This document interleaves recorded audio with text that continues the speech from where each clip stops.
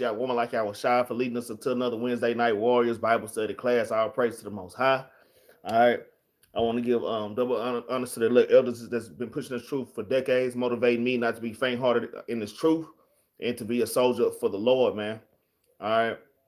I want to give a mighty shout out to the Battle Axes captains. All right, Captain Jerubbaal, Captain Yahri, Captain Benaniyah, Shalom, Shalom. To my captains, all right. Big shalom to the Battle Axe soldiers, the other Battle Axe officers, man. Brothers are doing a great job pushing this truth. All right, dropping videos, um, bringing out these great classes. All right, at camp, gathering the elect. All right, shalom, shalom, sister. I think that's Janae. I think that's Sister Janae. Shalom, shalom, sis. All right. I want to give a mighty shalom to all the sisters out here, man. All right. And not just the Battle Axe camp, but all camps, man. All camps, because we're all one body when it comes down to it, man. Regardless of certain brothers, certain camps, man. Hey, we're still all one body. And as long as we're pushing this truth in sincerity and with our diligence, man, hey, I just want to give our glory, honor, and praises to Yahweh, man. All right, for that, man. All right, but yeah, big shout out to all the sisters out here in Israel, man. All right, the ones that's married and unmarried, cooking, cleaning, sewing, doing the things that a righteous woman does, taking care of their household, taking care of the children, raising their children in righteousness. All right, teaching the young men, teaching the young women, all right, godliness, all right, and not teaching them how to be a nigga woman, man. All right, shout out to all them sisters that's constantly trying to reach that bar of being that Proverbs 31 woman, man. All right, always trying to achieve going up to the next level. Like I always say, we see a lot of sisters with the Proverbs 31 woman shirts. You know, they got the t-shirts and you know, but we're always trying to reach that bar. The same thing from the men. All right, trying to reach that level of becoming that supreme righteous man. All right, shalom, shalom to my brother Yakar, the chosen Gadite. All right, shalom, shalom to my brother, shalom to everybody that's in the chat and will join in later on, Lord willing. All right, so this is the part two of Revelation 13, break down the mark of the beast. All right, this is part two. I did part one 2 weeks ago. I didn't do part two because we had new moon. So during the time I normally do class that evening, we had new moon last Wednesday evening, so I didn't do class. So I'm continuing part two. We're gonna finish out this chapter. All right, we're gonna finish out this chapter, man. We're gonna just jump straight into it. We're gonna start off at Revelation chapter 13, verse 5. And I hope y'all having a good evening, man. And I hope y'all are not in that Thanksgiving spirit, man. All right. I hope y'all brothers and sisters are not in the Thanksgiving spirit. Okay. Make sure y'all ain't rolling in that spirit, man. Especially being at work, all your co-workers are antsy and they ready to get out of there and they keep telling you happy Thanksgiving and you gotta keep blocking, them.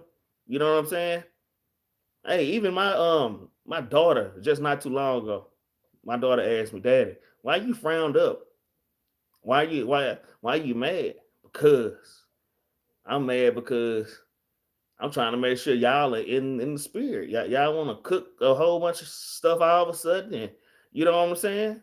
Yeah, I'm kind of frowned up, man. So we have to be always as shepherds. We have to always be watching over our own household and checking the spirits that's within our house. And even my own wife, well, nah, baby, I'm just I ain't got to go to work and listen to these whiny ass people on the phone. Okay, well, I totally get that, man. We get a rest from captivity, man. All right. But yeah, man, at this time of year, it will vex y'all spirit, y'all brothers and sisters that's used. Yeah, y'all been in the truth for a while, so you kind of used to going through these holiday seasons. But y'all brothers and sisters that's only 1 or 2 years in, this is a trying time for you, man. You got family members calling you. All right. And this lesson, going into the Revelation 13, the mark of the beast, Thanksgiving, it goes into that, man. Because that is the spirit of the beast. Thanksgiving is the spirit of the beast. All right. I'll praise the most high. The Lord gave me the mind to integrate Thanksgiving with this class, man. And I just Thanksgiving, Christmas, all these wicked holidays, all right. So that's what the thumbnail is all about. Hey, it's that time of year. And what more perfect example than to use Thanksgiving for the mark of the beast, man, because that is part of that mark, man. All right. And we're gonna dig a little bit deeper into it. I'm gonna try to keep it simple. I'm gonna try not to go too deep. All right. I got quite a few precepts, but we're gonna go through. I'm gonna keep it simple, man. All right. So y'all won't get confused. So let's jump right into it. We're gonna start off at Revelation chapter 13. Let me see. When YouTube's go off for some reason, it makes me stop watching your channel like this later. Yeah, man. They doing some weird stuff on YouTube right now. Just how they messing with the names now. All right. Yeah, so they YouTube doing a lot of weird things. Hey, the famine of the word is coming. Hey, so these are the things that we have to get used to. All right. So we're gonna start at Revelation 13. I want to start at verse 6, but we're gonna start at verse 5. Like I say, you can catch verse 1 through 5 in my previous class, in my previous Wednesday Night Warriors class 2 weeks ago. Okay. If y'all want a recap on the beginning of this chapter and the mark of the beast. All right. So we're gonna start off with Revelation 13, and we're gonna start off with verse number 5, man. See if I get this incense going. I should have lit it already. Just light it for a little while. All right. Revelation 13, we're gonna start at verse 5. All right. Revelation 13 and verse 5. And it reads, and there was given unto him a mouth speaking great things and blasphemies, and power was given unto him to continue 42 months, man. All right. So what were the blasphemies that this beast was given? All right. And this beast is ultimately going into Babylon. All right. It is going into Babylon the Great, man, which is so-called America today. All right. It says, and the beast was given unto him a mouth speaking great blasphemy. So what are some of these blasphemies that this beast or this place speak against the Most High God, man? All right, let's check it out. Let's go to Daniel chapter 7 and verse 25. Let's see how this beast blaspheme against the Most High, man. This is Daniel chapter 7 and verse number 25. And it reads, and he should speak great words against the Most High, and should wear out the saints of the Most High. All right. And to think to change times and laws. So that's one way that this system, or this so-called America, so-called white man, blaspheme the Lord by changing times, by changing dates. You got damn daylight saving. All right. You got these different time zones. Okay. You got they move things, they move New Year's to the middle of the damn winter when New Year's is in the springtime, man. So there's all kind of madness and folly going on in the system. All right. It says, and they should be given into his hands until a time and times in the dividing times. But we still working on these blasphemies. We're breaking down these blasphemies that this place speak against the Lord. All right, let's get Ezra. Now, it's like, let's get Ezekiel chapter 28. Let's get the book of Ezekiel chapter 28 and verse 2. Let's see how else that this so-called Babylon blaspheme against the Lord, man. Shalom, shalom to everybody that just came in, man. Jezreel, brother Jezreel. All right. This is Ezekiel chapter 28 and verse number 2. And it reads, Son of man, say unto the prince of Tyrus, thus saith the Lord God, because thine heart is lifted up, and thou hast said, I am God. Because that's what Babylon teach the world, that they're God, man. The so-called white man, they believe that they're God. They want to sit in the seat of the Most High, man. All right. It says, because thy heart is lifted up, and thou hast said, I am God. I sit in the seat of God in the midst of the seas, man. What country sits in the midst of the seas, man? So-called America. They have a Navy base by every coast of every major country, man. All right. They have an Army base damn near in every country. If not, their Navy is sitting in the water. So this is the country. That's how you know that it's talking about America in the spirit, man. That's the beast that sit in the midst of the seas. All right. It says, yet thou art a man. Okay, so we know that this beast is a man, and we know it is going into Esau, man. All right, it's going into America, it's going into Babylon the Great, but it's going into the so-called white man.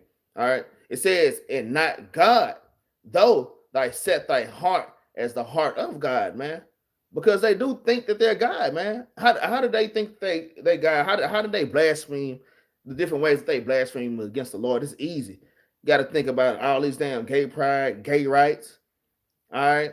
how they whitewash all the images of the children of Israel, how they whitewash the image of the Most High God. They whitewash the image of His Son. Man, that's blasphemy, man. These are all the blasphemies, the great blasphemies that this beast speak when it opens its mouth, man. All right. It teaches your children that they can become transsexuals and they don't need your approval. Man, that's blasphemy, man. All right. They teach women that they don't need men. All right. All these great abominations, man. All right. So these are different ways that this nation blaspheme against the Most High, man. Let's get Zephaniah chapter 2 and verse 15, man. It's Zephaniah chapter 2 and verse 15, man. Like I say, it's and like I say, like the list go on and on, man. Y'all can all thinking about different ways that this place is blaspheming against the Most High God, man. All right, this is Zephaniah chapter 2 and verse number 15.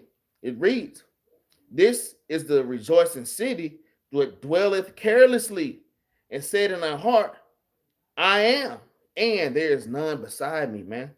All right, let me read that again so y'all can catch that.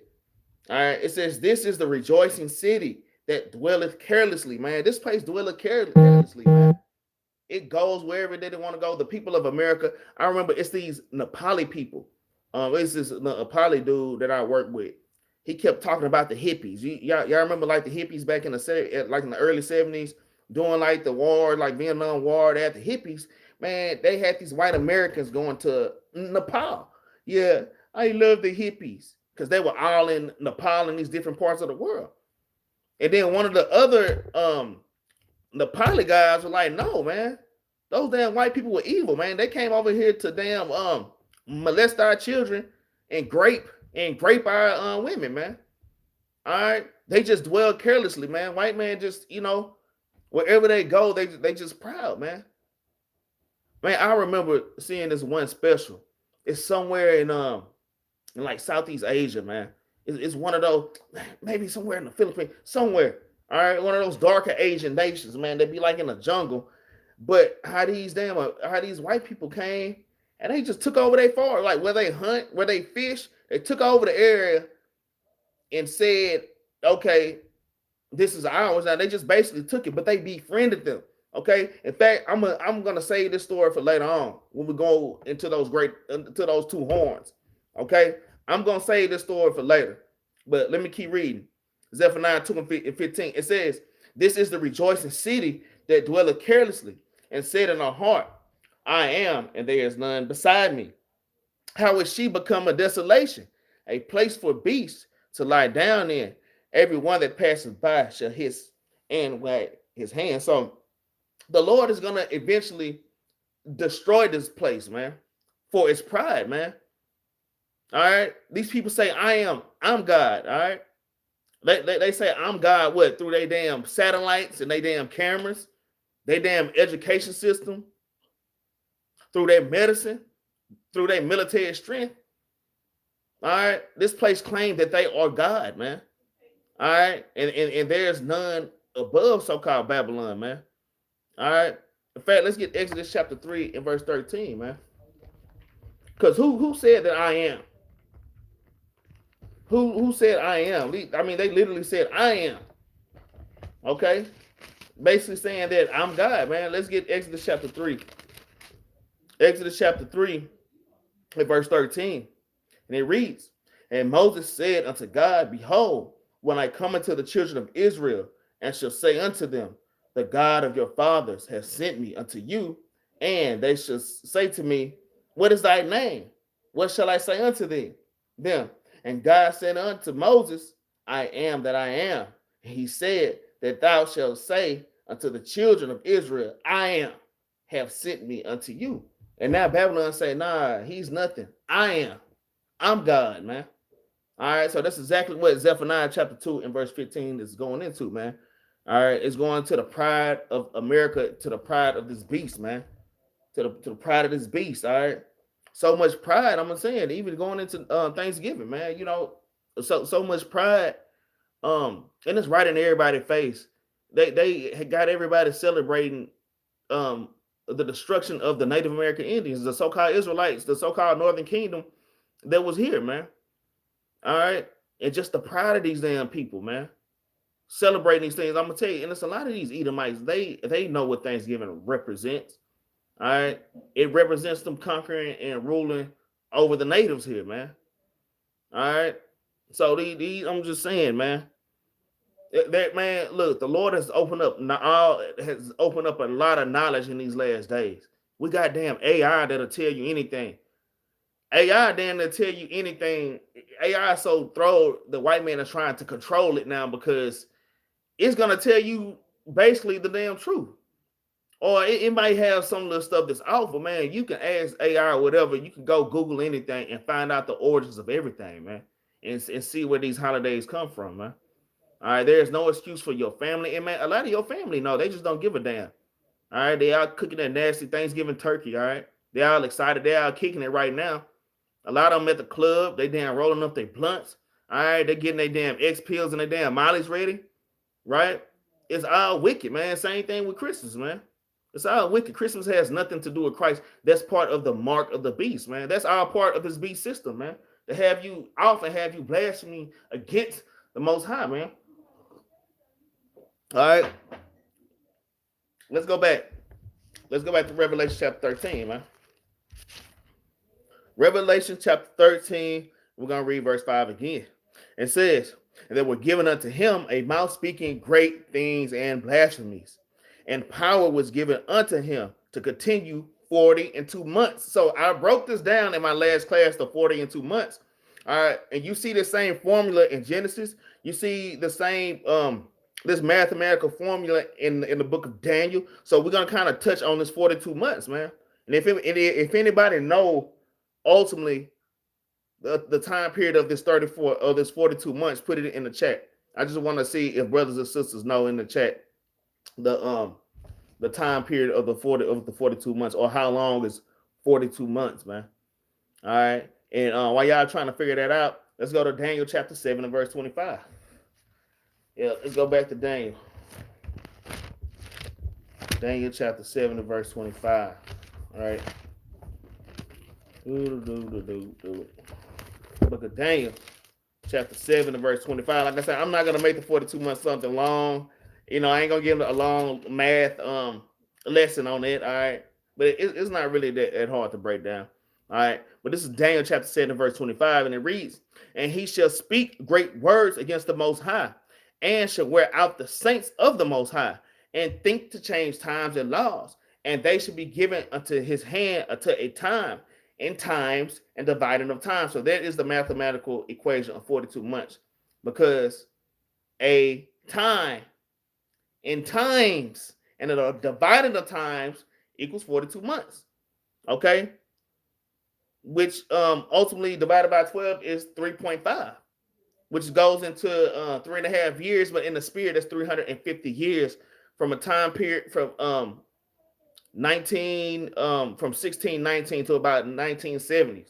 Okay, so that's how we know that this kingdom is going down. From the 1970s, that's when Babylon slowly started to fall, man.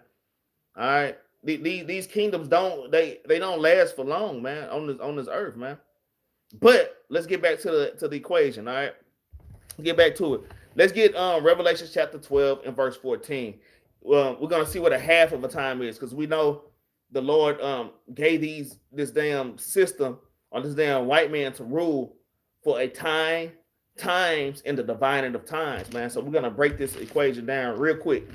I ain't gonna take too long. I don't want to bore y'all, but it shouldn't be boring anyways, because these are things that this is just all part of growing in the scriptures, man. All right, and understand the prophecy. Like I said, you're gonna see this same equation in other parts of the Bible too. So it's good to go ahead and just learn it. All right, it's good to go ahead and learn it. All right, let's get Revelation chapter 12 and verse 14. It's the book of Revelation chapter 12 and verse number 14, and it reads, "And the woman were given 2 wings of a great eagle, that she might fly into the wilderness, into her place," man. All right, and that's going us coming into Babylon. All right, it says, "Where she is nourished for a time and times and half a times from the face of the serpent," man. Okay, So here's another place where you see that same equations. Let's jump back to verse 6, Revelation 12 and 6. So we finna see how many days that this is equal. Okay. All right. Verse 6, Revelation 12 and verse 6, it says, and the woman fled into the wilderness where she had prepared a place of God that she should feed there 1,203 score days. So that's 1,260 days. 1,260 days equals 42 months.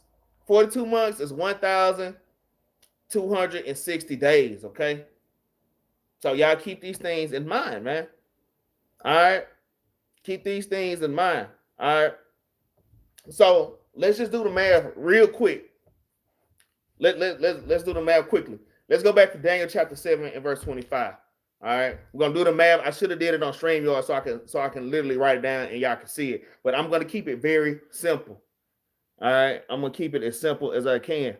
So we know that a time, all right, one time equals 1 year. When you hear a time, it's talking about 1 year, which is 360 days. All right, so that's 360. All right. It says times. Times is 2 years, okay? And I could prove this real quick. I might go ahead and prove that real quick. A times is 2 years, all right? 2 years, 360 is 720, all right? Plus a dividing of times, which is 180, right? So you have 360 plus 720 plus 180, right? Okay, and that total is 260 days, man. Okay, divided by 12. All right, divided by 12. Well, 42 divided by 12 would equal 3 years. All right, if y'all have ears to hear. But let me just keep going. All right, let me just keep pushing. All right, so let's go back to Revelation chapter 13. Like I said, I'm not going to give a big math breakdown, especially I'm not on StreamYard, so y'all can't see what I'm talking about. All right, and I don't have a board to draw on or anything like that. Revelation chapter 12, and let's go back to verse number 5. I'm going to read it one more time. It says, and there was given unto him a mouth speaking great things and blasphemies, and power was given unto him to continue 42 months. That's 350 years, okay, of hardcore bondage here in Babylon, okay? All right, verse 6, and it reads, and he opened his mouth and blasphemed against God, to blaspheme his name and his tabernacle and them that dwell in heaven. So who is the Lord's tabernacle? Because not only did they blaspheme against the Most High, they blaspheme against his tabernacle. We are the Lord's tabernacle, okay? The Israelites, you so-called blacks, Hispanics, and Native Americans, we are the tabernacle of the Most High, man. All right, and how did they blaspheme the Lord's tabernacle? Like I say, by whitewashing the Lord's image, whitewashing our forefathers. All right, making all our forefathers look like damn Edomites. They blaspheme the Lord by changing all the angels to little naked babies, to little naked white babies. All right, so these are all the ways that they blaspheme the Lord and his tabernacle, man. Okay, let's get verse 7. All right, 13 verse 7. Like I said, I'm gonna make it a smooth, easy breakdown. I ain't gonna dive too deep. It says, and it was given unto him to make war with the saints, man. Who are the saints, man? All right, who did this devil or who did this beast make war with? Who are the Lord's saints, man? All right, the Lord's saints are the Israelites. That's Psalms 50 and 5. Also, let's get Psalms 148 and verse 14 real quick to show y'all who the saints are. Anytime that you see the saints in the Bible, is referring to the children of Israel. It's not talking about the damn New Orleans Saints, man, with that little damn French symbol, man. All right, I'm gonna read Psalms 50 and 5 first, because in the spirit I was going to Psalms 148, but when I flipped it, it flipped straight to Psalms 50. So I'm gonna read it. I guess that's the spirit that the Lord want me to roll in. All right, Psalms chapter 50 and verse 5. It reads, "Gather my saints together unto me, Those that have made a covenant with me by sacrifice. What people have made a covenant with God by sacrifice? Nobody but the children of Israel. The children of Israel are the saints.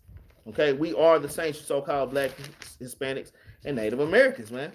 All right, but let's go ahead and get Psalm chapter 148 and verse 8. 148. Salakia. Psalms 148, verse 14. Salakia.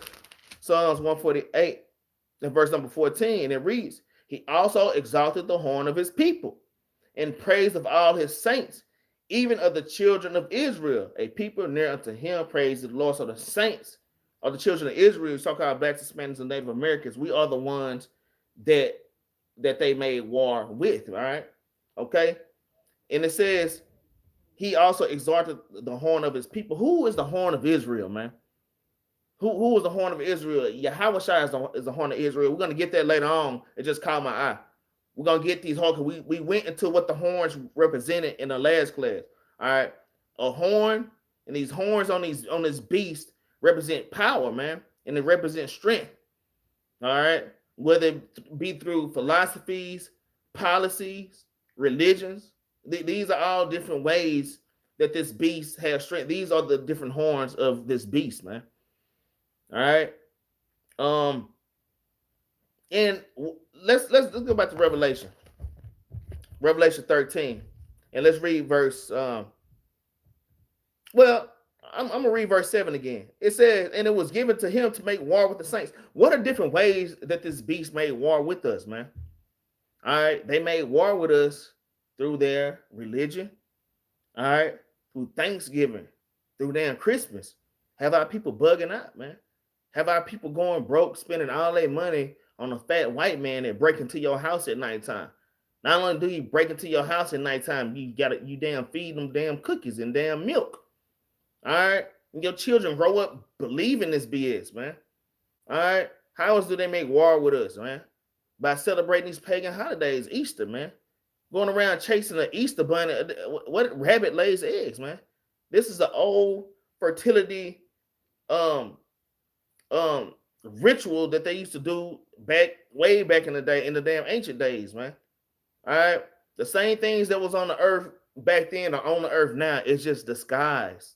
These people are deceptive, man. This dragon represents a snake, man. It's very crafty. It's sneaky, man.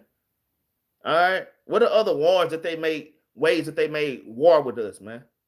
All right. Slavery, drugs, putting drugs in our communities. All right. Tampering our damn water. Hey, man, I can't drink that damn water out that faucet, man. So the days that I do run out of bottle of water and I have to drink it, I just drink a little bit. I don't even feel good after I drink it, man. All right. By poisoning your damn water. They make war with you through these GMO foods. All right. They make war with the so-called Black, Hispanic, and Native American through Planned Parenthood, motivating our women to abort their children. All right. So these are all different ways that they make war with the saints, man. All right. Let's go back to Revelation chapter 13. All right. And we're going to start at verse, we're going to read verse 7 again. We're going to keep reading down, okay? Verse 7, it says, and it was given unto him to make war with the saints and to overcome them. And power was given him over all kindreds and tongues and nations, man. What nation of people do you see over, and they rule every country? What nation do you see that have their hand in every nation? All right, they all in Africa trying to damn pass the damn rainbow flag over there, man. And them Africans like, hell nah, get up out of here, man. All right, what nation do you see that have their hand in every damn thing on this earth, man? It's only one group of people, man. And it ain't the Chinese, man. It ain't the East Indian, man. So-called white man. All right, it's the so-called white man, man. And Esau, Edom is that, and going into America also is that beast who the Lord gave power to. That's Joel chapter 9 and verse 24 as well, man. All right. What you say, sis? He said you didn't read both my comments above all the way. You didn't read the whole comment I wrote. Man, let me see what sis talking about, man. She went out being smart. She didn't gave to get smart with the other commenter. Hold on, sis. I'm trying to understand what you wrote. All right, I'm gonna read sis comment and then we're gonna jump right back into this class. All right. It says when YouTubers go off for no reason, it makes me stop watching their channel. Like this lady was going off about church and was cursing. It was cursing out was fine until she commented saying you need to stop cursing so much. She went off being smart. She didn't gave to get smart. She didn't have to get smart with the other commenter. All right. So, I'm just say this to everybody, man. Y'all have to be careful about what y'all watching. You can't dibble and dabble in everything, man. You can't dibble and dabble in everything. All right. Hey, if you in this truth, you should be watching the Christian church channel at all, man. At all. At all. And that's why a lot of times all hell break loose in our damn lives, man. You can't watch everybody, man. Whatever doctrine that the Lord gave you, that he planted you in his truth. If it was a certain camp that caught your eye, man, and the Lord raised you up in that, hey, it's best that you stay there, man. Not unless that camp is just going the hell off. All right. And teaching the opposite of what the scriptures are teaching, man. But if you're in this truth, you shouldn't be watching the damn church channel. I'm gonna just say that. All right. You shouldn't, and because it's the thing, when you jump around, you watching this, you damn watching Islam, you're watching damn Buddhists, and you're damn watching TD Jakes, and you're watching all these different things. Then you go back to the Israelites, that's gonna bug your mind out, man. All right, so y'all gotta be careful, man. Y'all stick. I'm not saying that you can't watch more than one camp, but y'all gotta be careful with that, man. All right. I mean, I watch a few camps, but I don't really watch them, man. It's only two camps that I watch. It's Battle Axes and it's one other camp. And then I kind of, me being built up in this truth, because I'm built up and I'm stable and I'm firm in the Battle Axe doctrine. All right. That way I'm not pulled by any other BS that I see, man. And the important thing, sis, is not to get caught up with this. It's a lot of madness and folly going on in damn Israel too. And don't get too caught up in the damn drama, man. All right, because a lot of us low-key love drama, man. All right, so that's the advice that I'm going to give that. With you, sis, you know, you watching church, you shouldn't even be watching church. If you're going to be in this truth, be in this truth. All right, you can't serve God and mammon, man. In fact, church is a part of this beast, man. Church is part. You might as well, if you watching church and you going to church, you might as well draw a 666 in the middle of your forehead, because that's what this class is going into, man. And that's why a lot of people are confused, man. And that's why a lot of all hell break loose. You know what I'm saying? But let's keep going on with the class, man. All right, just have to answer sis' question real quick. All right, so let's go back to Revelation chapter 13. Okay, and we're gonna start at verse 8. It says, "And all that dwell upon the earth shall worship him, whose names are not written in the book of life of the Lamb slain from the foundation of the world," man. And those that's not, it said those are not found in the book of life. The only way you're going to be found in the book of life is if you're in this truth, you know that you're an Israelite, you claim that you're an Israelite, and you're keeping the commandments. It don't matter if you a damn deacon in a Christian church, all right? It don't matter, hey, I get up in the morning and I feed my people eggs and damn pork biscuits and bacon in the morning at church and I'm doing good. No. All right, that's part of the beast, man. All right, I'm gonna read verse 8 again. It says, "All that dwell upon the earth shall worship him." How do you worship this beast, man?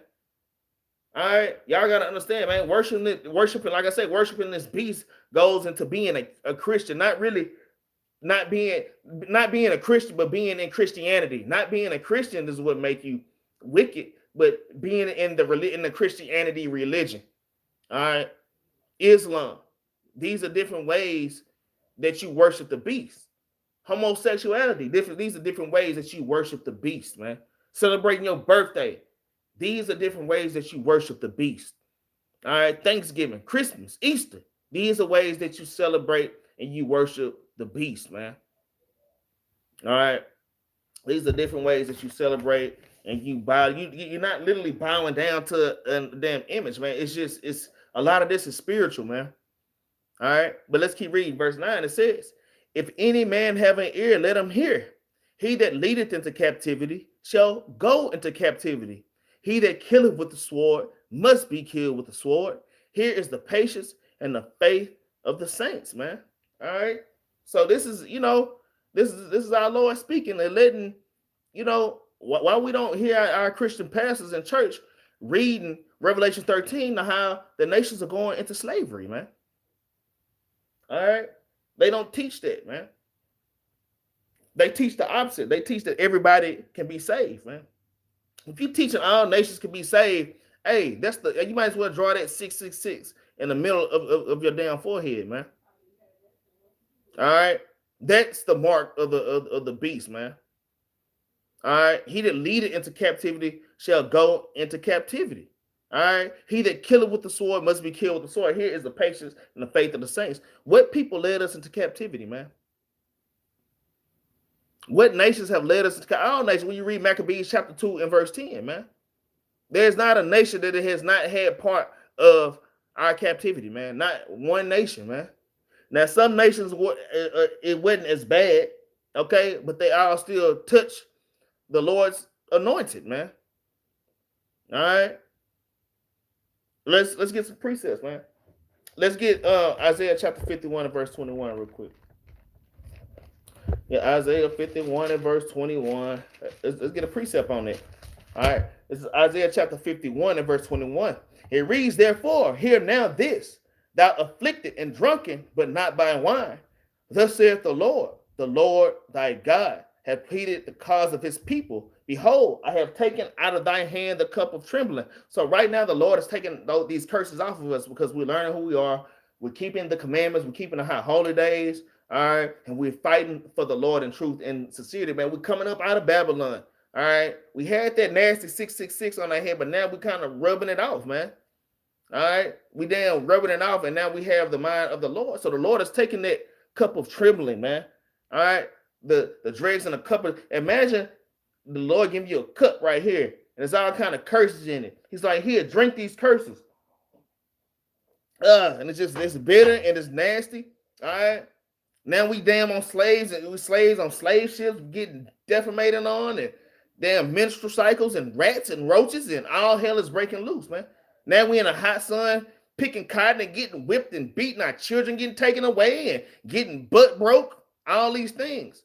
All right. That's that cup of trembling that the Lord has given us, the curses. It says, even the dregs of the cup of my fury, thou shalt no more drink it again. The Lord said, you ain't going to drink that cup again.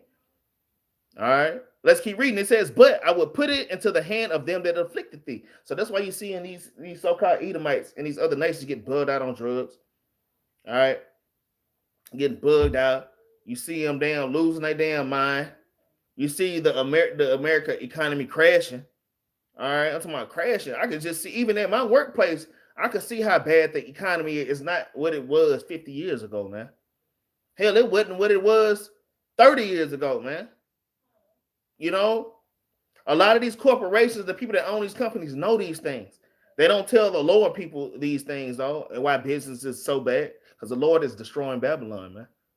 All right. The Lord said, but I will put it into the hand of them that afflicted thee, which have said to thy soul, bow down that we may go over, and has laid thy body as the ground and as the streets to them that went over, man. All right. Just like George Floyd, man. They just walk all over us, man. Got their damn knee in our neck, but the Lord said the time is coming. Shoot, he finna put his knee in their neck now, man.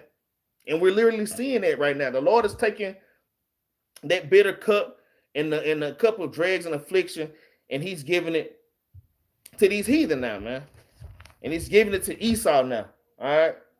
So that's why the Lord said, he that leadeth into captivity shall go into captivity. It's their turn to get the curses, y'all. So y'all just gotta kind of hold on, man. All right. He said, is this a Bible stream? Yeah, I guess you can call it a Bible stream. Yes, I guess you can call it a Bible stream. All right. But let's keep reading, man. Let's get Revelation chapter, you know what? Let's get Revelation chapter 13. We'll start at verse 11. All right, I skipped some precepts on accident, but we're going to keep pushing, though. Revelation chapter 13 and verse 11. It says, and behold, another beast coming out of the earth, and he had two horns like a lamb, and he spake as a dragon, man. All right. So this one beast, who is this beast? All right. Well, we know it's going into Babylon. That speak as a lamb. How does a lamb speak? A lamb is known as being a docile, a gentle creature. All right. Y'all know lambs they don't have horns like that, man. All right. That's why Christ is our horn. He's our head. He's our protection, man. He's our shepherd. All right. But Babylon speak, they come at you like a lamb. All right. He said he had two horns like a lamb, and he spake as a dragon, man. All right. And he spake as a dragon, man. Because what does a lamb do? All right. Like Christopher Columbus. He came like he was at peace, just like the thumbnail I used. You know what I'm saying? Puritans or them pilgrims, whatever the hell you want to call them, came over here, put forth their hand to be at peace with us, man. But yet they were drawing swords, man. They came like sheep, but they spake like dragons, man. All right. And they speak like dragons now, man. All right. Let's get a precept, man. Let's get Psalms 55 and 20 real quick. One of my favorite precepts. This is one of my intro precepts. I first came to the truth when I started learning these precepts, man. I love this one. I read this precept to my daddy. My dad was like, man, that sounds just like them MNFers. My dad said, man, that sounds just like them. Yeah, Dad, it is them. The Bible literally talk about these people. The Bible ain't going to say a white man. The Bible will say red, though. And it will say dragon, though. All right. Psalms chapter 55 and verse 20, it says, he put forth his hands as such as to be at peace with them. That's that him coming to you like a lamb. All right. It says he have broken his covenant. His words, said the words of his mouth were smoother than butter, but war was in his heart. His words were softer than oil, yet were they drawn swords, man. And that's what the white man did, man. He came to the Native Americans, man. Think about all the covenants and the treaties that they broken with the Native Americans. And then what just one, it was many, man. It was many. This is the characteristic of this beast, man. All right. Of this nasty, filthy, dirty beast, man.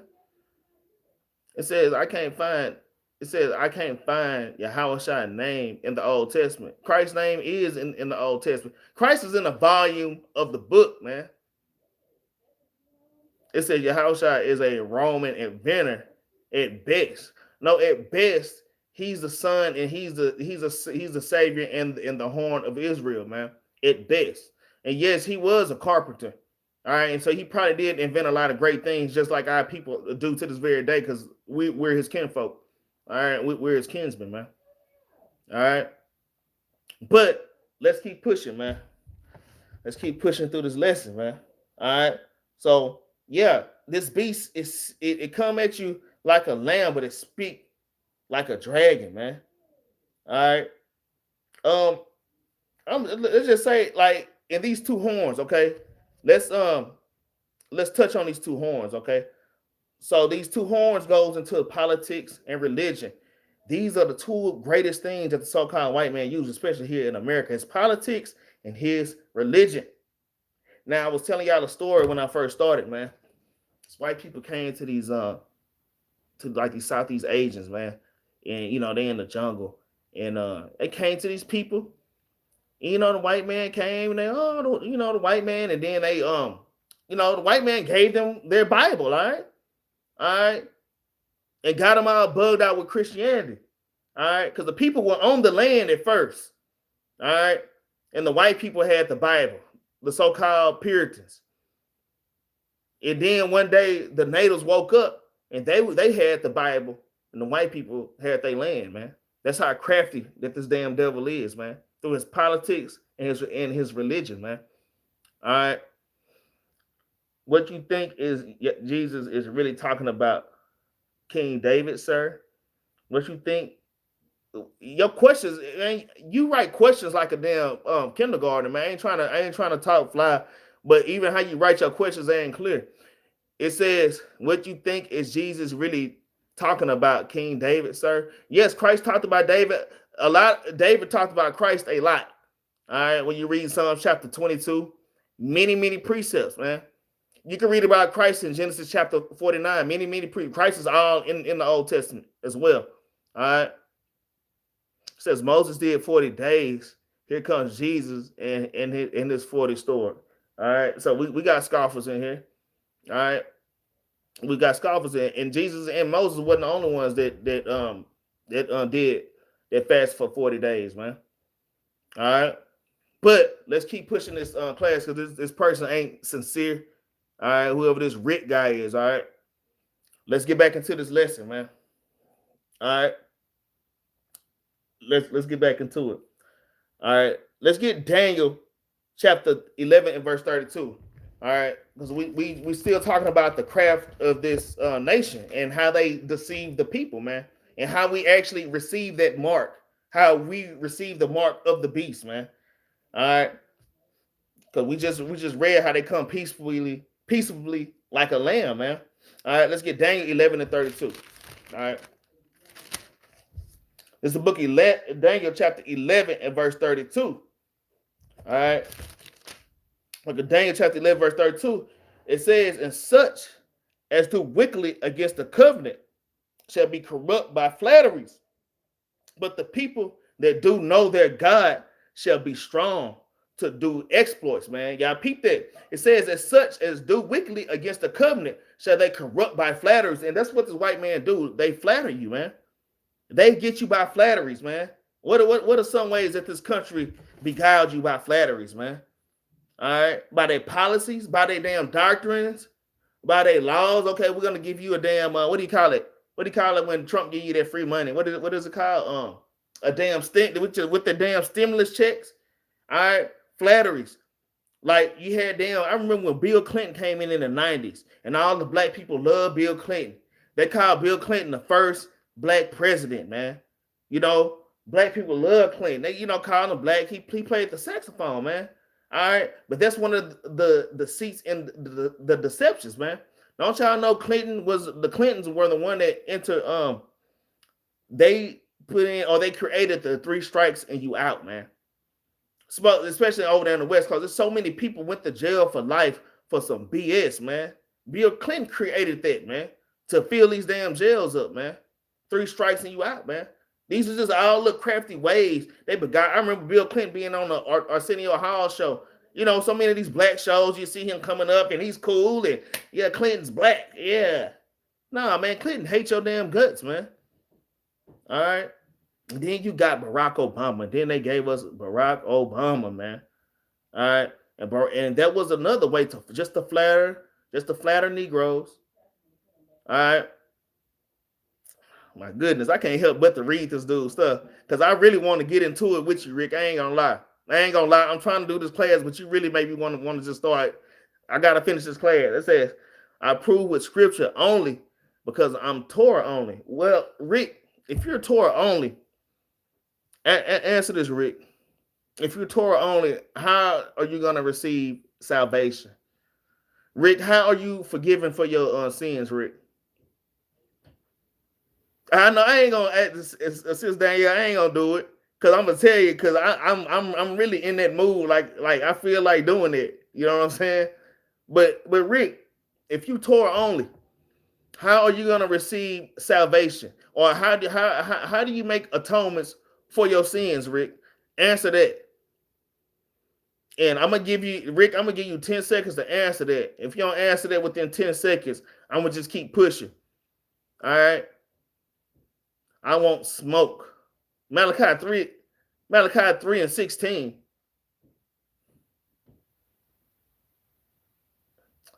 Con, I could say crowd loud, spread not, show my people their transgressions, man. And that's what I'm gonna do. I'm gonna just keep pushing this class. Rick, answer my question.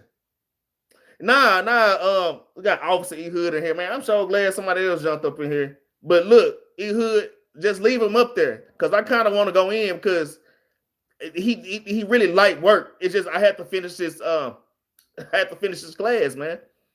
All right.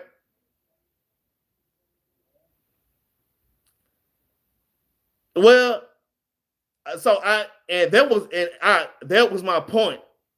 He said they still try to do sacrifices, bro. Don't waste your time on people that Torah only. But I'm gonna tell you, how are they even making sacrifices, man? How are they making sacrifice? Because not anybody can just make a sacrifice, man. All right.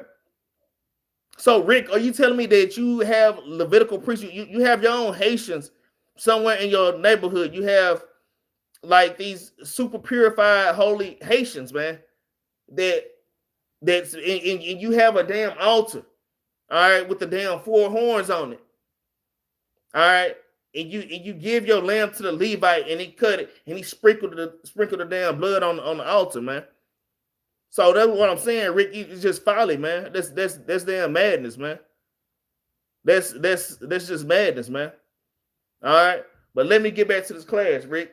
And after I finish this class, if I still got time, I'm gonna get with you.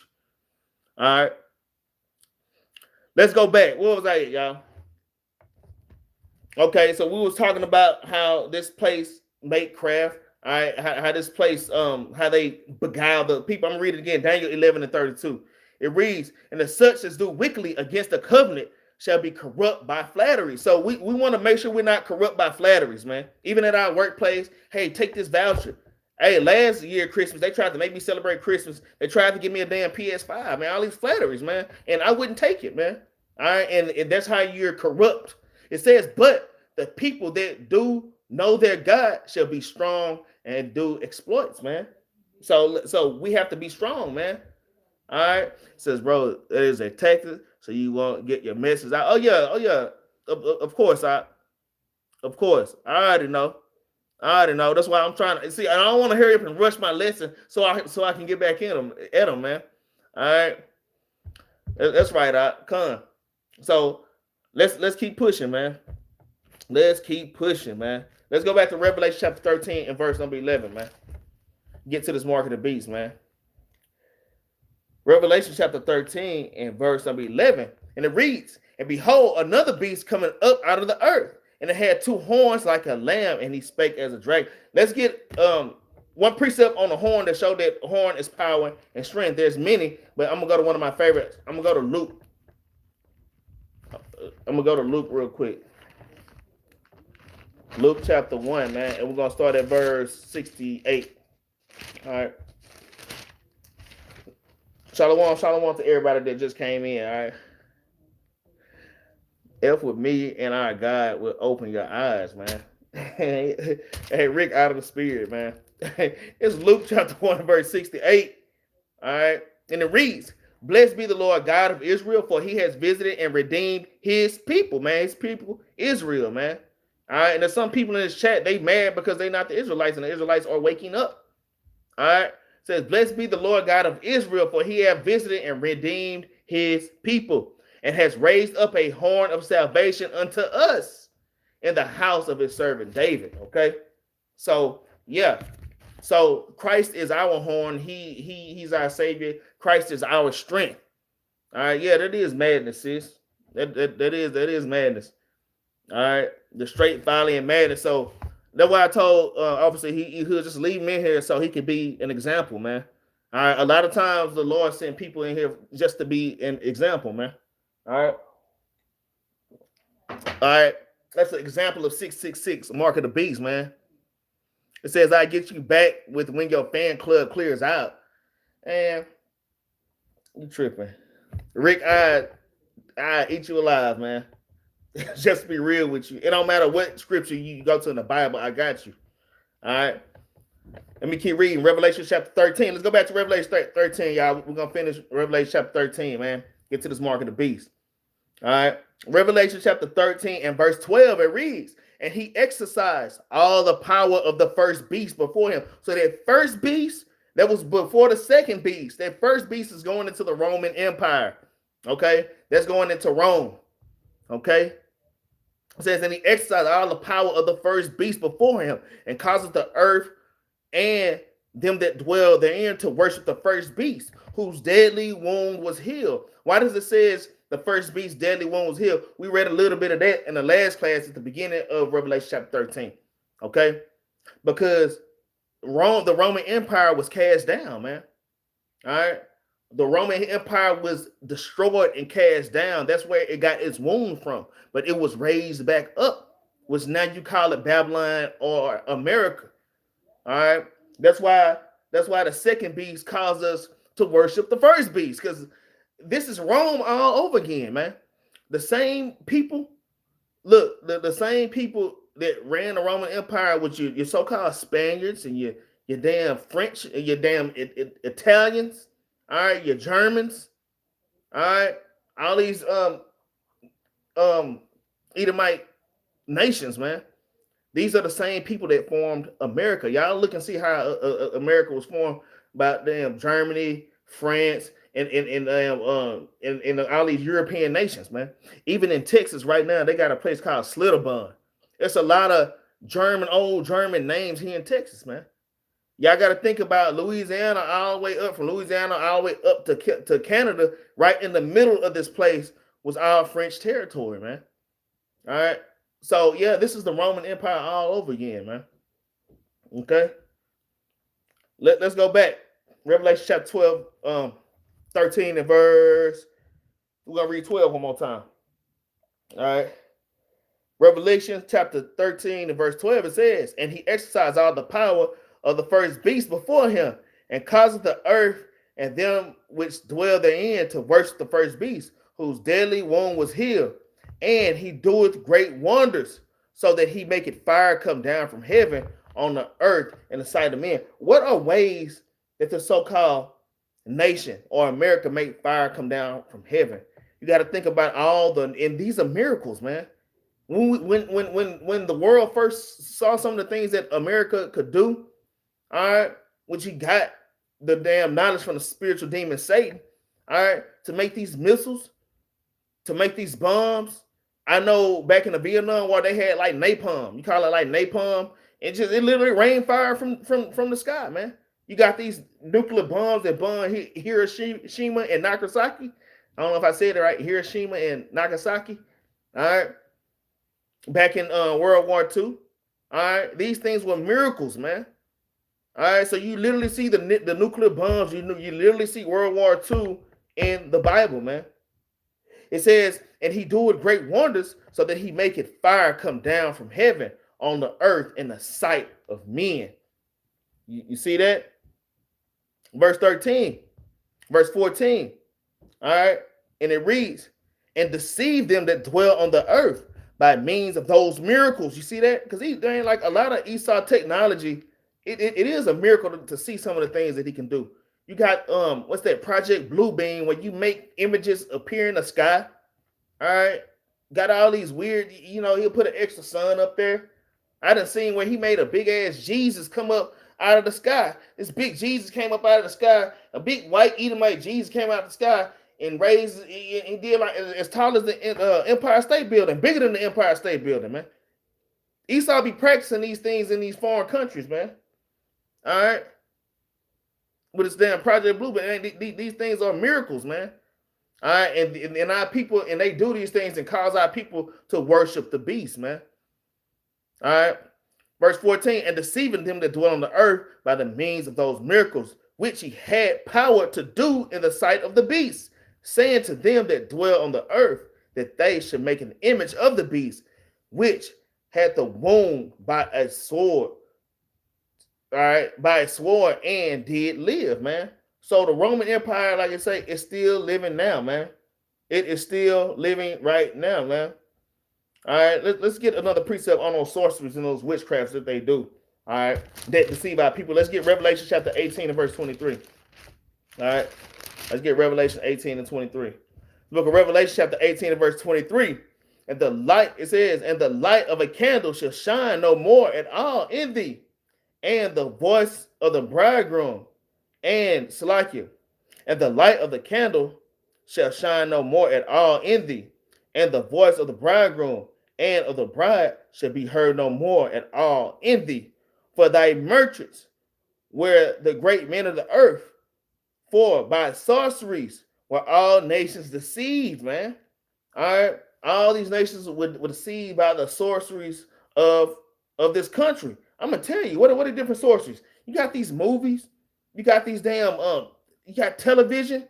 I'm gonna tell y'all, TV is literally programmed. That's why it's called television programming, man. It's tell a vision, man. All right, they show you a vision and you're led to believe it, man. All right, but this TV, this damn social media, these damn video games. All right, these are all ways that the so-called white man deceived the nations, man. I'm gonna tell y'all, I didn't know Africa was as beautiful as it was, because over here in Babylon, they teach you Africa is a poor place. It's poor. It's nothing good there. That's what they teach us. But then when we go over there, we find out how beautiful, how rich, and how free you are over there, man. All right. And just like over there, they teach the so-called black man and they nothing. They stupid. They nothing but cotton pickers. They teach the black people over there that. They teach the rest of the world that, man. All right. All these different deceptions, man. All right. But let's keep reading, man. 13, let's read 14 one more time. And to see them that dwell on the earth by the means of those miracles had power to do so in the sight. All right, saying to them to dwell on the earth that they should make an image to the beast, man, which had wound by a sword and did live. So a lot of us think that image, there's a physical level of this image, and then there's a carnal side to it too. All right, so we can't look at Sibo, all right? So Sibo is one of those images, man. All right, let's get that in Wisdom of Solomon chapter 15, man. That damn white Jesus is, I mean, we consider him as a beast, and that's a physical aspect, but it's more spiritual than anything. I just want to let that be known. All right, that image is more, it's a spiritual image, man. But they did give us a physical image of the beast, man. That damn white Jesus destroyed our people, not only our people, but like the rest of the world, man. All right, Wisdom of Solomon chapter 15 and verse 4. It reads, for neither did the mischievous invention of men deceive us, nor an image spotted with diverse colors. All right, the painter's fruitless labor. All right, the painter's fruitless labors, man.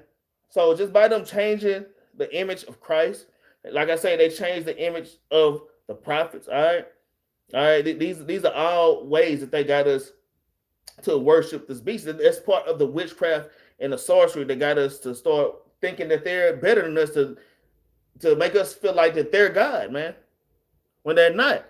All right. What's funny, this Jesus, the only one who mentioned a demon or saw one, nobody else. Okay, and that's fine. Like I say, this dude can't even don't even type. I mean, type like a damn type like he in damn pre-K, man. All right. Let's get another precept, man, to show y'all that this image is a spiritual image. All right, that this image of this beast is more spiritual than anything, man. It's just a feeling. It's a spirit that dwells on the earth, man. All right, like I'm just saying, I'm gonna just say this. A lot of people think that homosexuality is okay. They think that it's okay in their mind. Now they not a homosexual, but whatever they do is what they do, and it's fine. All right. The reason they think it's fine because they've been beguiled by this image, by this spirit, man. All right, that's in their mind. All right. So they already got the 60s. Although they didn't put their hand forth into committing those acts, but in their mind, it's okay for other people to do it, man. You still got that mark in your mind or your forehead. All right, but let's get Genesis chapter 9 and verse 6. All right, let's look at Genesis chapter 9 and verse 6. It says, whoso sheddeth man's blood, my man shall his blood be shed. For in the image of God made he man. So the Lord made man upright. When it says we made in the image of God, it don't just mean we have black skin. Yeah, we have black skin on the corner level, but when we're made in the image of God, we're made in the way, man, we behave like our Father. All right. We're made in the image to keep the commandments. The Lord made us upright, man. Just like your children are images of you. It's not just how they look, but how they behave and how they act, man. So y'all gotta understand, man, these things are spiritual. When it's talking about the image of the beast, these things are spiritual, man. All right, like the scripture say, a man is known by his look, man. All right, a man is known by his look or his reputation, man. The image is your reputation. All right, let's get another example. Let's get Colossians chapter 3 and verse 9. Let's get another example of the image on how I say that image is not just physical. On one part, yeah, we could say SIBO. All right, but on a spiritual level, more on a spiritual level, all right? This is Colossians chapter 3, and we're going to read verse 9.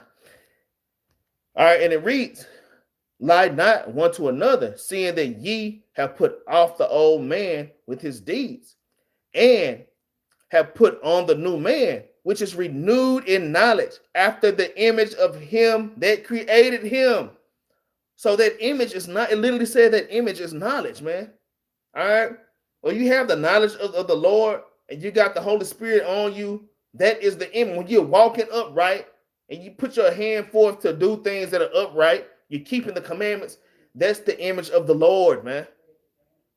When the angel said, seal them that have my mark on their head, that have my heart mark, when you read, what's that, Ezekiel? I think I got that precept. All right. That's somebody that's walking in righteousness, man. You have the mark of the beast. That means you have wicked, you have the knowledge of evil, man.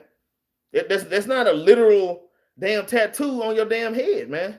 The Lord not gonna go down and have the angels do mass surgery on the damn nations, man. On the Israelites, man. All right.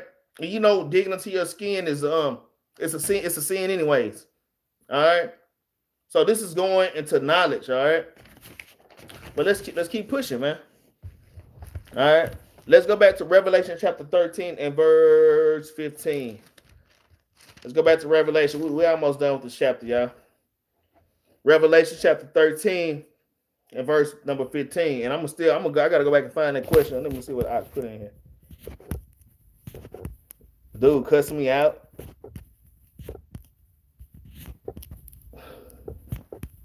Dude, because I can't find that damn question he put in there. Somewhere, Salaki, y'all. I don't know why I'm caught up on this dude, man. 7:24. Hold on, y'all, 1 second. 1 second, y'all.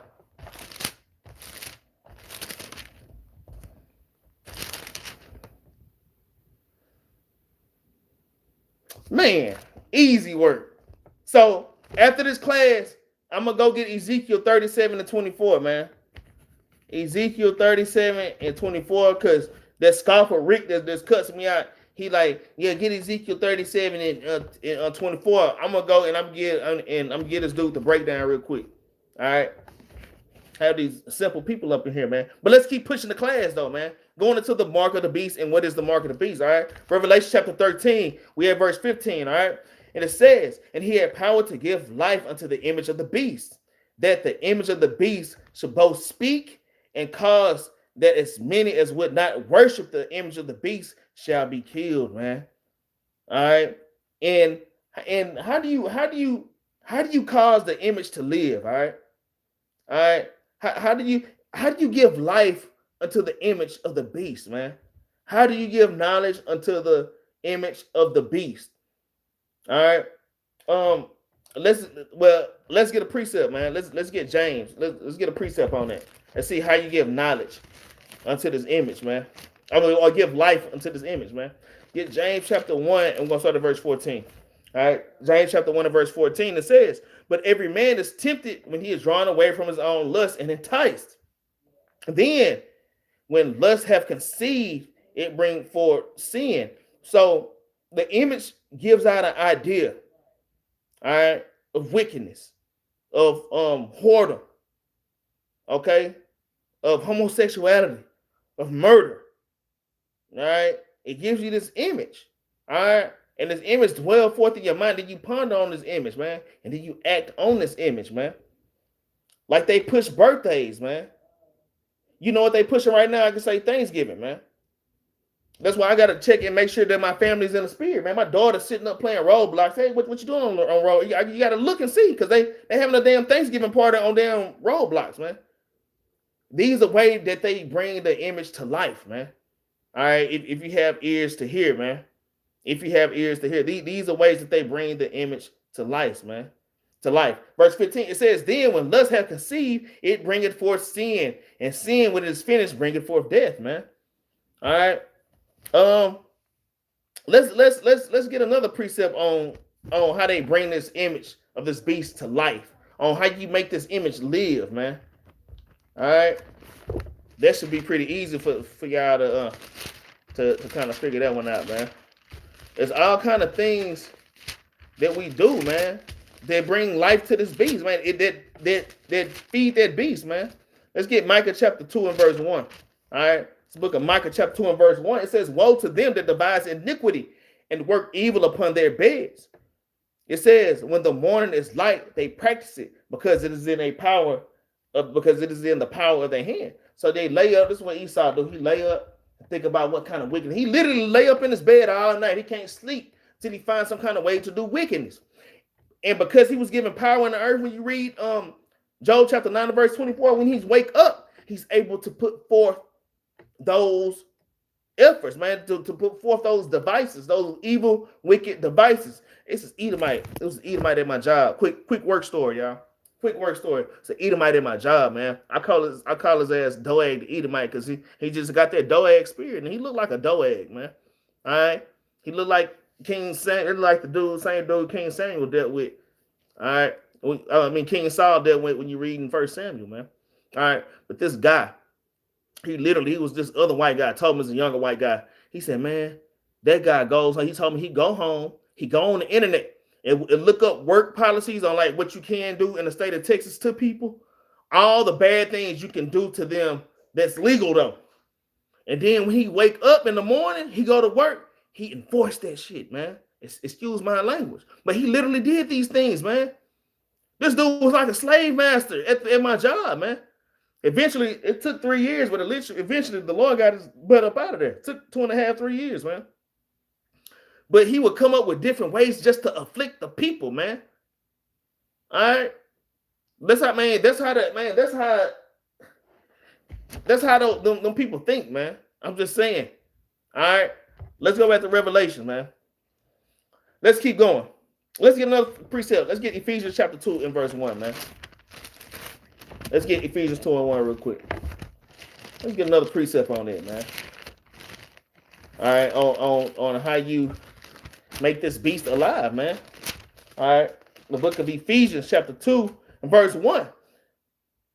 All right, and it says, and you have he quickened who were dead in trespasses and sins. All right, it says, wherein in time past ye walked according to the course of this world, man. So when you walking in the course of this world, which is contrary to the Lord, man, you know, if you're walking in the ways of the world, it's enmity with the Most High God. You read that in James chapter 4 and verse 4, man. All right, it says in times past, said, wherein in times past you walk according to the course of this world, according to the prince of the power of the air, the spirit that worketh in the children of disobedience, man. So that's how you bring that spirit to life when you're walking in the ways of Satan. All right, when you walking in the ways, it said the spirit that now worketh in the children of disobedience, man. All right, so that's how when you read in Revelation, all right, chapter 13 and verse 15, that's how you give life to this beast, man. So make sure we're not giving life to this beast. Let's go back to Revelation chapter 13 and verse 15, man. Let's go back. We're almost done. All right.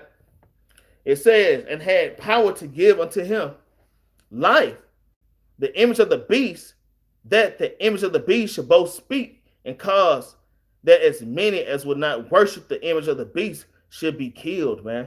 And those days are coming back on the earth. All right. If we don't get down and worship through these beasts, this system, all right, we will be killed, man. All right. And like I say, those days are coming back on the earth. All right. The things aforetime were written for our learning.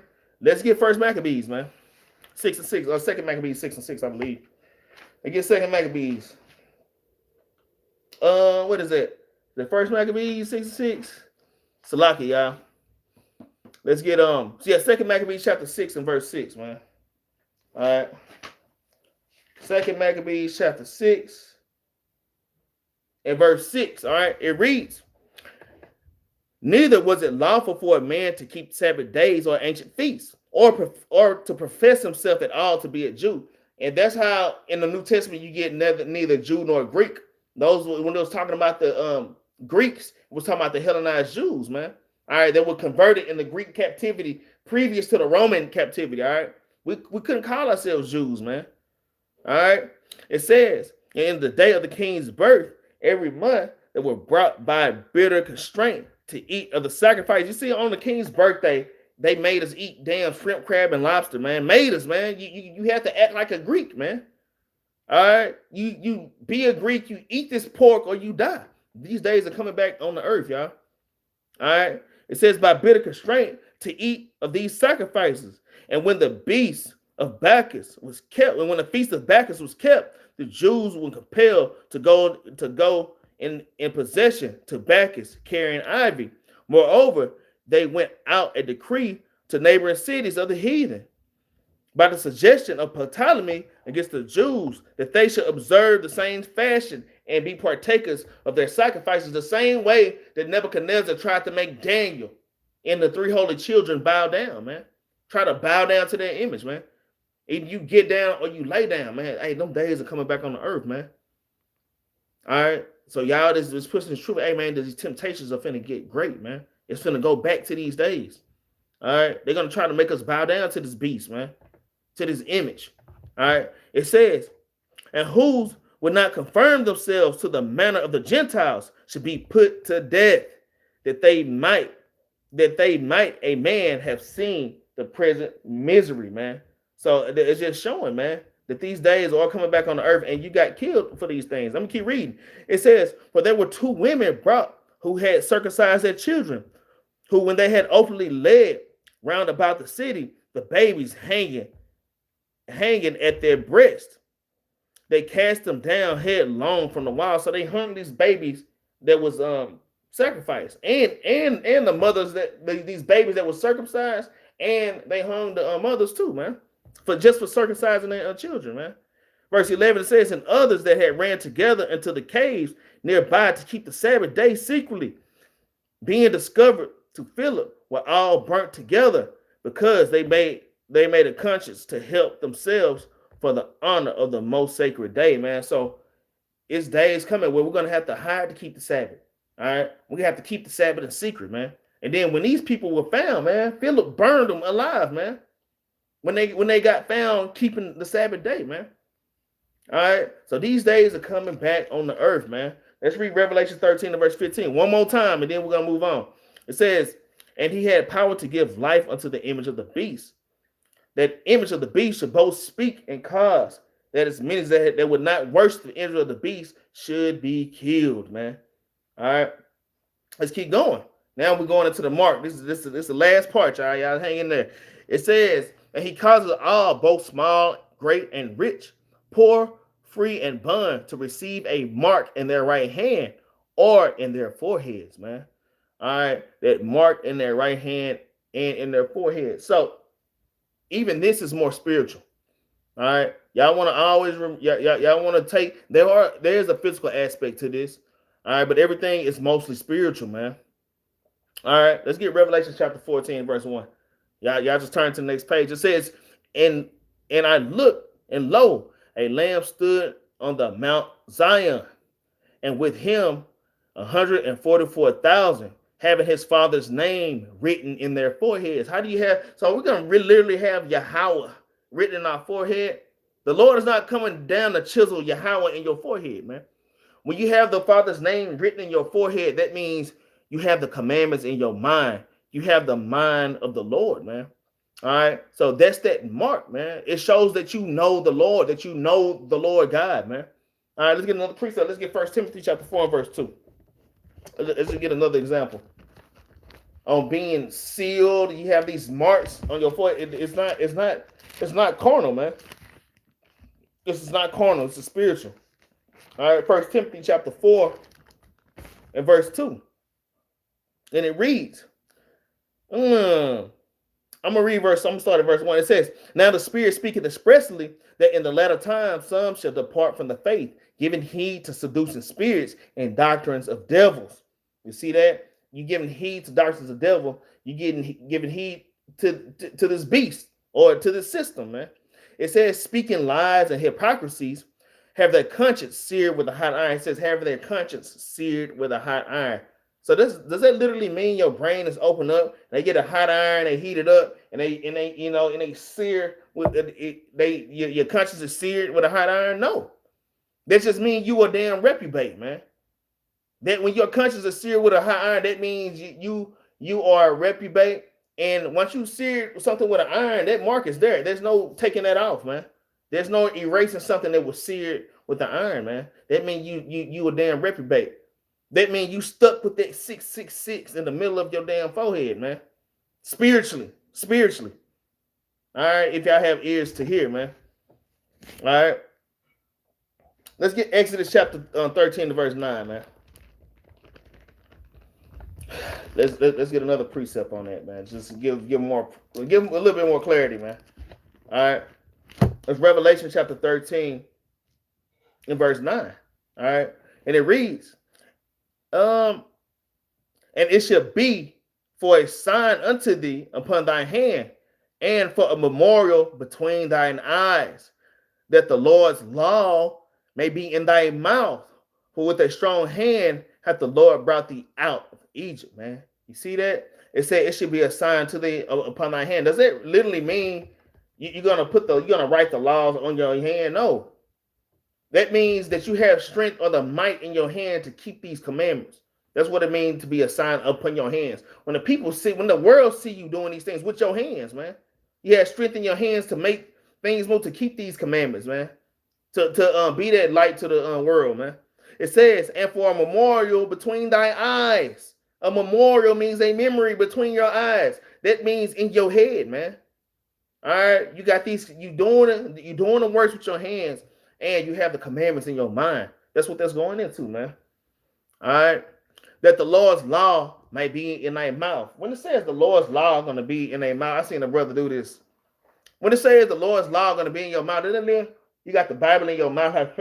You got the Lord's law in your mouth? No. I saw a brother do that, and that was a great analogy. No, when the Lord's law is in your mouth, that means you're speaking the command. Just like if you read Malachi 2 in verse 7. The priest's lips should keep silent. All right? This law should come out of that mouth. So when you have the Lord's law in your mouth, that don't mean it literally mean you got the book in your mouth. It just means you have the commandments coming out of you, man. You're teaching the law. All right? You have the law in your hands. That means you're doing the works. You have the laws in your mind. That means you read, studying, and you're observing the law. And then you have the law in your mouth. All right? So a lot of things are just similar tools, man. It's just hip talk, man. A lot of things are hip talk, man. All right? Let's get Songs of Solomon chapter 8 and verse 6, man. Let's get one more. I just really want to nail this thing in here, man, to show you how spiritual that this mark of the beast is, man. All right? Now, I'm not saying that there's not a carnal side to it, but it's more spiritual than anything, man. All right? It's more spiritual than anything. All right, let's get Songs of Solomon, chapter 8 and verse 6. Real quick. This is the book of Songs of Solomon, chapter 8 and verse 6. It says, set me as a seal upon thy heart, man. It says, set me as a seal upon thine heart, as a seal upon my arm, man. So you want the Lord's law to be sealed in your heart, which is in your mind, and upon your arm, meaning you have strength to do these things. For love is strong as death. Jealousy is cruel as the grave. The coals thereof are coals of fire, which have a most vehement flame, man. All right. So when the Lord says, seal it in my heart and in my arm, man, that don't mean you're literally damn having surgery and putting the laws in your arm, man. That means you have the ability and the strength to do the commandments, and you have it in your heart, which is your mind, man. You have the commandments constantly in your mind, man. All right. So this is, like I said, I'm just touching on that mark. On the mark of the beast, man. Let's get Deuteronomy chapter 6 verse 6 real quick. We at the end, y'all. Let's get Deuteronomy chapter 6 verse 6. All right. Let's look at Deuteronomy chapter 6 and verse 6. It says, and these words which I commanded thee this day shall be in thy heart. All right. And thou shalt teach them diligently unto thy children. And thou shalt talk to them when thou sittest in thy house, and when they walkest by thy way, and when they liest down, and when they riseth up, man. That's going to be the law for the night. That's at Deuteronomy 6 and 6. That's going to be the law. So, verse 6, it says, and these words which I command thee this day shall be in thy heart, meaning in your mind, man. Okay? It's going to be sealed in your mind. All right. Let's go back to Revelation chapter 13 and verse 16. Revelation chapter 13, verse number 16. It says, and he causes all, both small, great and rich and poor, free and bond, to receive the mark in their right hand or in their foreheads, man. All right. Let's get Job chapter 10 and verse 14. Get Job 10 and 14 real quick. All right. The book of Job chapter 10 and verse 14. It says, if I sin, then thou makest, it says, if I sin, then thou markest me. So if you sin, the Lord mark you when you sin, man. You're marked. Does that literally mean the Lord, he get a big Sharpie marker and he put a big red X on your chest? No, man. That means you have a spiritual mark on you, man. It says, if I sin, thou markest me, and that would not acquit me from my iniquity, man. You see that? So that's that mark, man. You mark with iniquity, man. You have iniquity in your mind. And that's why we got to learn how to shake the system and shake this beast, man. Let me get one more precept on it. Let's get Ezekiel chapter 9 and verse 4 real quick. Let's get Ezekiel 9 and 4. One more on that mark, man.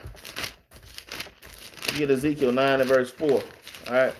This is the book of Ezekiel chapter 9 and verse 4. And it says that the Lord said unto him, go through the midst of the city, through the midst of Jerusalem, and set a mark upon the foreheads of men that sigh and cry for all the abominations that are done in the midst thereof. All right. So all the men, the righteous men that sigh and cry and that's keeping the commandments, the Lord is going to mark you, man. All right. The Lord is going to mark you. He's going to have the angels to put a spiritual mark on you, man. And you're spiritually marked because the Lord is going to seal you in and have you to keep a mind to keep the commandments, man. I'm not talking about I'm not talking about just going all the way into the new covenant, but he's going to mark those that have the mind of the Lord, man. Those that are truly fighting for the Lord. It says, and to the others he said in my hearing, go ye after him through the city and smite. Let not your eyes spare, neither have ye pity. Slay utterly old and young, both maids and little children and women, but come not near any man upon whom is the mark, and begin at my sanctuary, they that began at the ancient men, which were before the house. And he said unto them, defile, it says, defile the house and fill the courts with the slain. Go ye forth. And they went forth and slew the city, man. So we want to make sure that we have the mark. We want to make sure we have the Lord's name on us, man. When it say those that are marked, those that have the name of the Lord on them, man, that's keeping these commandments. All right. That's what that's going into. And that's what basically, that's what having a righteous mark is. The spiritual mark of that 666, which we're about to read in just a second, goes into you being part of Babylon's system, man. All right. Like I say, one more example. I used this example once, but going into having the mark of the beast. All right. You think homosexual is okay? All right. That's having that mark in your mind, man. All right. In fact, let's read 17. Revelation 13:17 before I make that point. It says, and that no man might buy or sell, save he that have the mark or the name of the beast or the number of his name, man. All right. And how do you have this mark, man? All right. You have this mark on your hand or in your hand or your head. It's not talking about a damn chip. Now, that you know what? We do have cell phones, you know.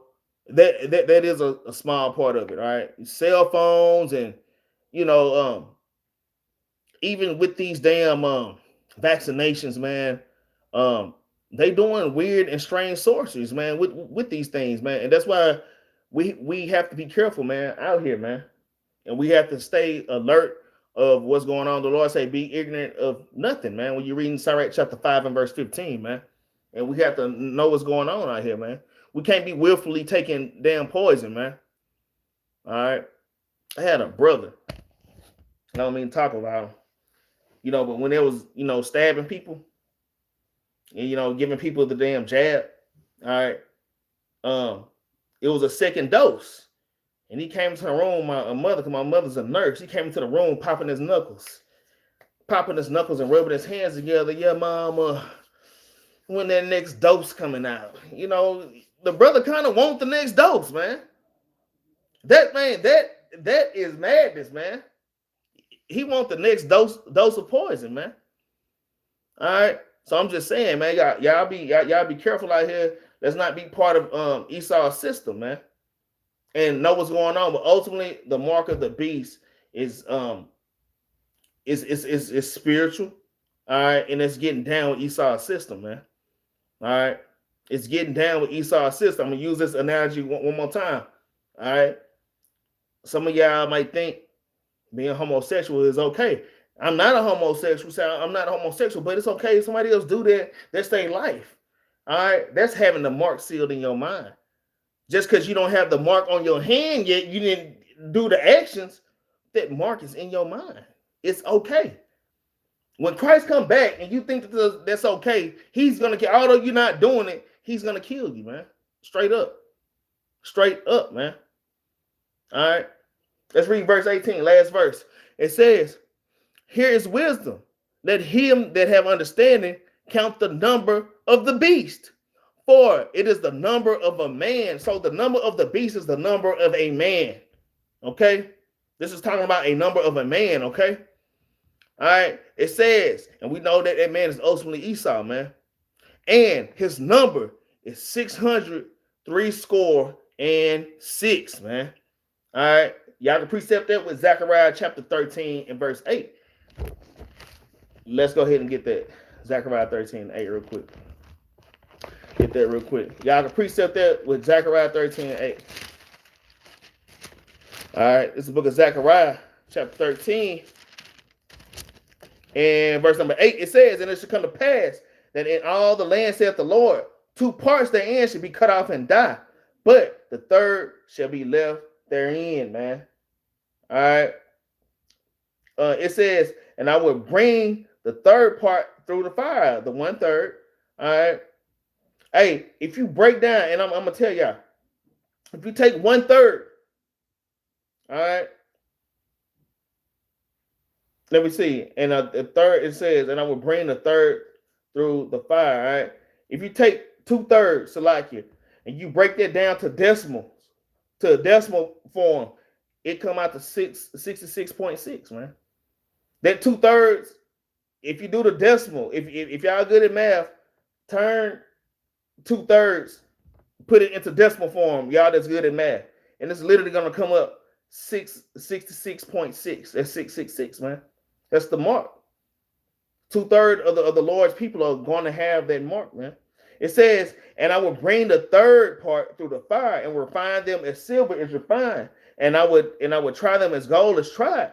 They shall call on my name, and I will hear them. I will say, it is my people, and they shall say, the Lord is my God, man. All praise to the Most High, man. All praise to the Most High, man. All right. I want to get Exodus 23 and 20, but I told y'all that was it. All right. But like another, I'm gonna get that on how Christ. This is the last precept, I promise y'all, before the law. All right. Let's get Exodus chapter 23 and verse 20. It just show you how even Christ, like this guy Rick was talking about that was scoffing in the chat earlier, he kind of stopped. But he was saying, well, where is Christ in the Old Testament? Christ is all throughout the Old Testament, man. All right. This is Exodus chapter 23 and verse 20. All right. It says, behold, I send an angel before thee to keep in the way and bring thee into the place which I have prepared. This is Christ. Christ was the one that was guiding us by the pillar of fire, man, in the Old Testament, in Exodus. It says, beware of him and obey his voice. Provoke him not, for he will not pardon your transgressions, for my name is in him, man. So when your name is in somebody, or if the Lord's name is on you, or you're marked with the Lord's name, man, all right, that just means you're keeping his commandments. You are a representation of the Father. All right. If you're representing Babylon and America and everything it stands for, you're a representation of the beast. And you have that 666 spiritually in your forehead. You can't physically see it, but it's there. It is there, man. All right. So that's pretty much the end of the class. Y'all please like, share, and subscribe. Help us push this truth all over the four corners of the earth. Okay? That damn, I don't see scoffing in here. But Ezekiel 37:24, it is going into Christ, man. We had a scoffer in here, man. I'm gonna just get that real quick because I had to finish this class, man. But I was itching to get that scoffer Rick, man. That was in the chat, man. I was itching, but he asked a question, and I'm gonna answer real quick. Ezekiel chapter 37 and verse number 24. All right. And it reads, and David, my servant, shall be king over them, and they shall have one shepherd, and they shall also walk in my judgments and observe my statutes and do them. So that king is going into Christ, man. All right. That king is going into Christ, man. All right. Let me get a precept. Let's get there's many precepts, man. But let me get this one. Let's get Revelation chapter 22 and verse 16. It says, I, Yahushua, has sent my angel to testify unto you those things in the churches. I am the root and the offspring of David and the bright and morning star. So, David, all right, Christ is the root of David, man. Okay, it says, I, Yahushua, has sent my angel to testify unto you in the churches. I am the root and the offspring of David. He's the root and the offspring of David. Ain't that crazy? He's the root and the offspring of David, man. So Christ is King David just in the spirit, just like you are your father in the spirit, man. All right. Especially when you come from that lineage or that bloodline, man. That's all they're saying. It's many other precepts too, but I'm gonna keep it just like that. All right. But y'all, that's the end of the class. Y'all please like, share, and subscribe. Help us push the truth all over the four corners of the earth. Thank y'all, brothers and sisters, for giving and giving donations, man. We greatly appreciate it, man. Y'all helping us keep that lights on, the Battle Axes helping us keep that rent paid. All right, y'all know how high rent is, man. I know we all got our own rent to pay, but hey, we have to. Y'all have to put y'all brick in for the Lord as well, man. So y'all just keep that in mind, okay? Like I say, thank y'all. We're grateful for the donations. If you'd like to donate, you can hit the Cash App and the GoFundMe in the description below. All right. Don't have a happy Thanksgiving. Y'all do not have happy Thanksgiving out here, man. All right. Y'all don't be out here getting the holiday spirit, man. All right. I want y'all brothers and sisters to stay in the spirit, man. All right. Let's get Deuteronomy chapter. Our law today is going to be Deuteronomy 6:6. I started to bring out the Amos 5, but one of my other brothers, I'm sure they're going to be tearing that up tomorrow. All right. Let's get Deuteronomy chapter 6 and verse 6. All right. I'm going to get 6 and 7. It says, and these words which I command thee this day shall be in thy heart, and thou shalt teach them diligently unto thy children, and shall talk to them when thou sittest down. When you're sitting down in the house with your children, you're talking about the law, statutes, and commandments. All right. It says, and when thou walkest by thy way, when you're walking down the street, y'all might be walking a dog. You might be taking a little Molly out to ride the bike. Hey, man, you talking about how the Lord led us out of Egypt, man. It says, and when thou liest down, all right, when you put them to bed, you telling your children a bedtime story, man, you talking about the Most High, man. You give them a little quick bedtime story, man. All right, it ain't got to be that long, man. Just make sure you sealed with the Lord's image in your mind, man. That's how you be sealed with the Lord's image, man. It says, and when thou rises up, man, when you wake up in the morning, you get them up, you tell them to brush their teeth, and you combing your children's hair, and you giving them precepts, man. You giving them precepts to make it through this day, and that's how you stay sealed with the mark of the Most High and not of this damn system, man. All right, y'all have a great rest of the week. I know a lot of y'all got a lot of days off. Like I say, y'all be careful out there, stay in the spirit. With that, I'm gonna say shalom.